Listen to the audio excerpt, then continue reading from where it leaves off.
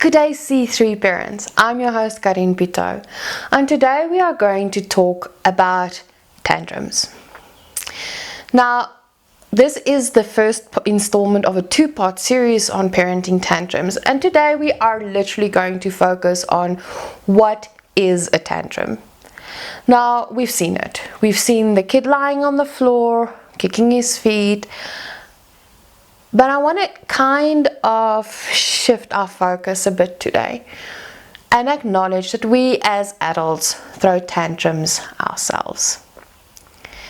We might not be lying down on the floor kicking our feet, but have we paid really good attention on how we express our negative emotions?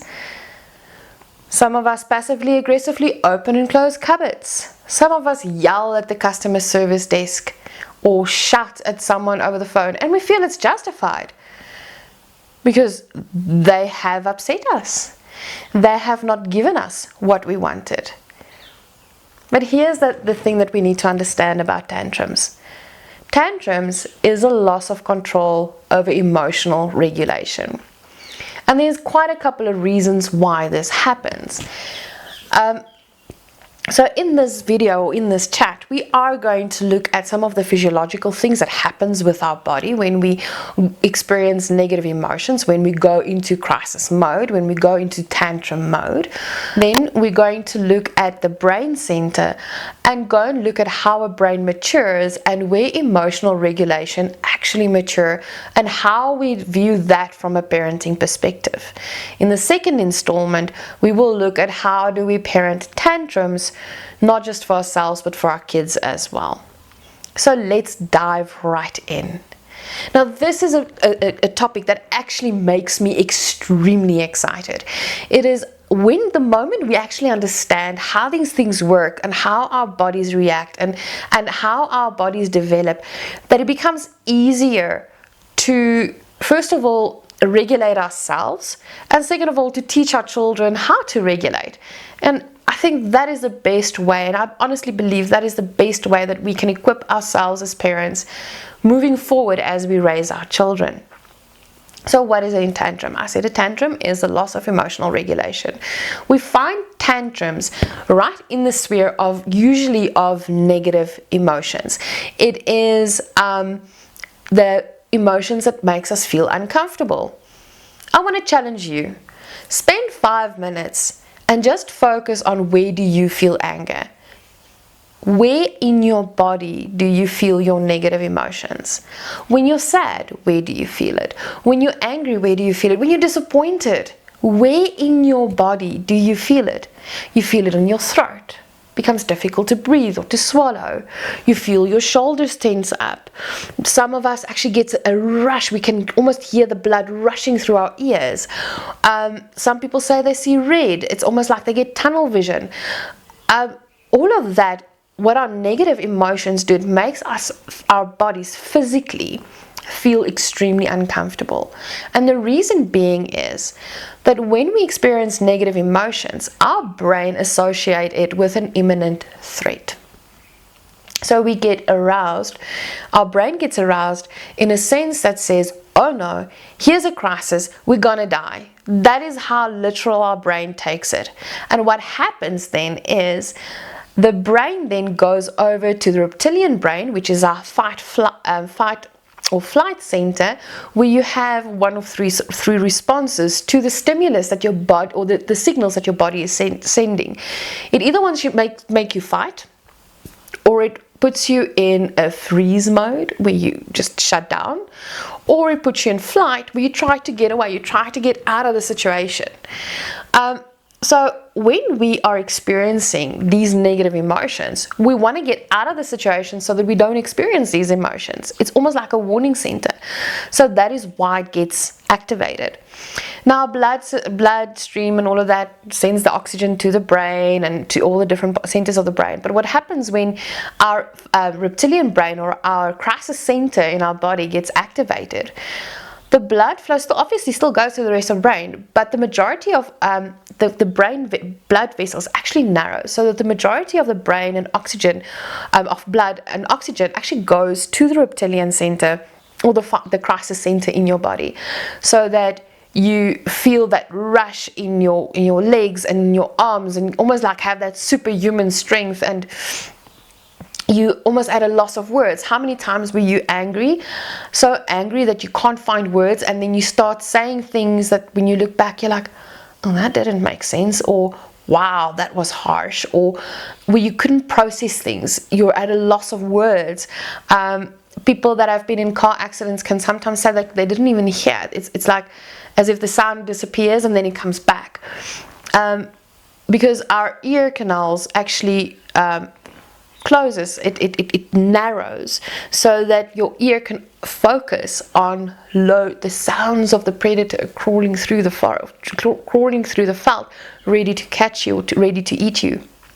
So our body sends the signal to our brain that we are under attack, and that is why it is so difficult when we are dealing with negative emotions to almost find a space to regulate our emotions, especially if we weren't raised with the proper toolkits that how to interpret negative emotions, how to manage it, and how to move forward to it.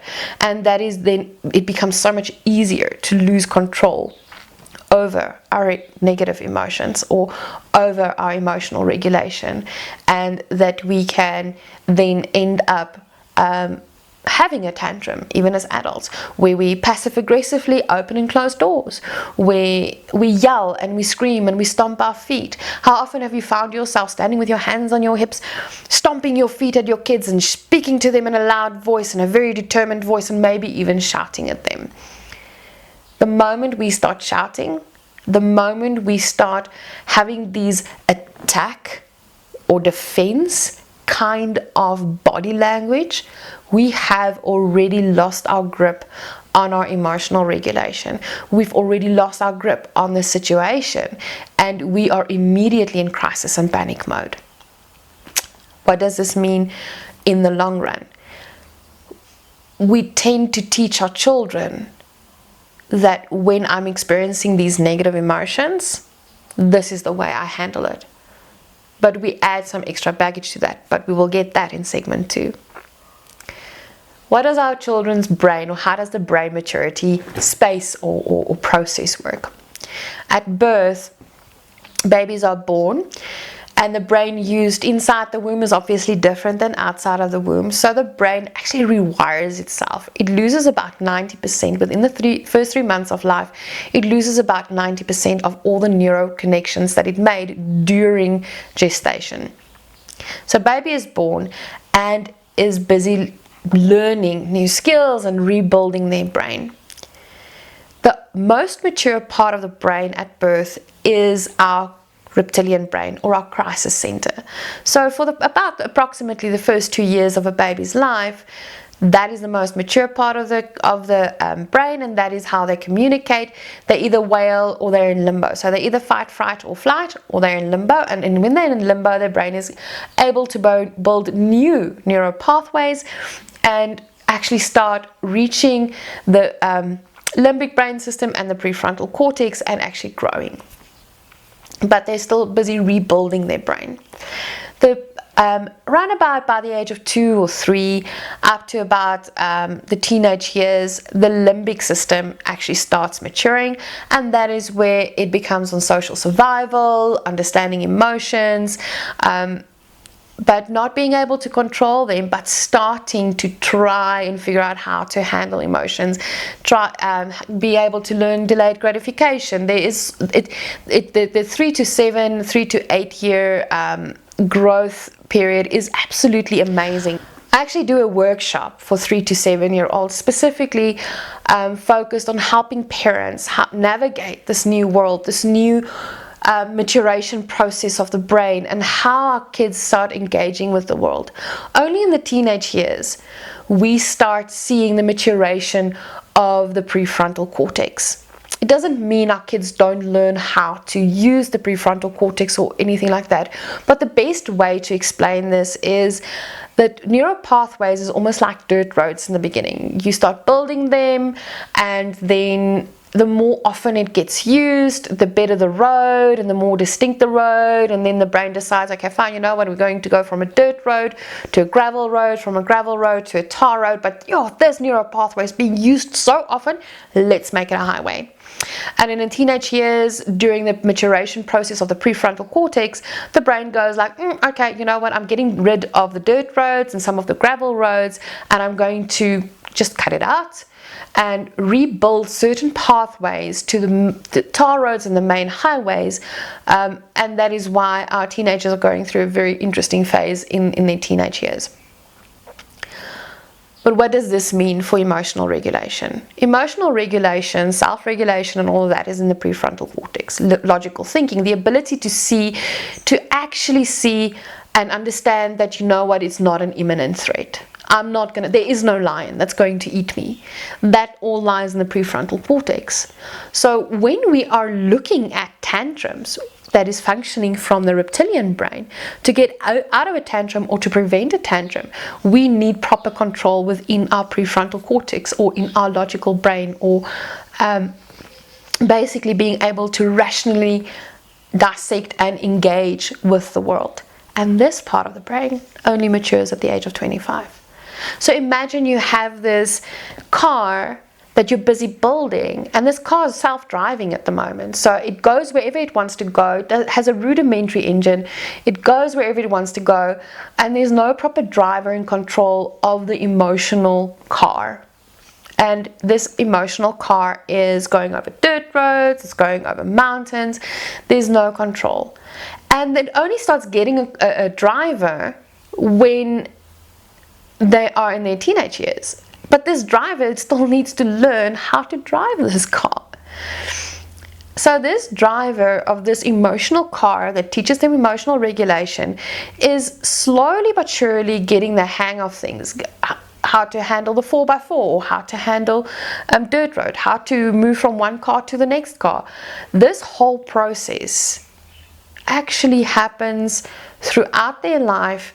And then only finally that emotional car driver gets his license at the age of 25, where it says, you know what, you've got control over this emotional car, and because you're the driver of it, you need to be able to regulate it. So that is why understanding how tantrums work and emotional regulation work will help us parent our kids better.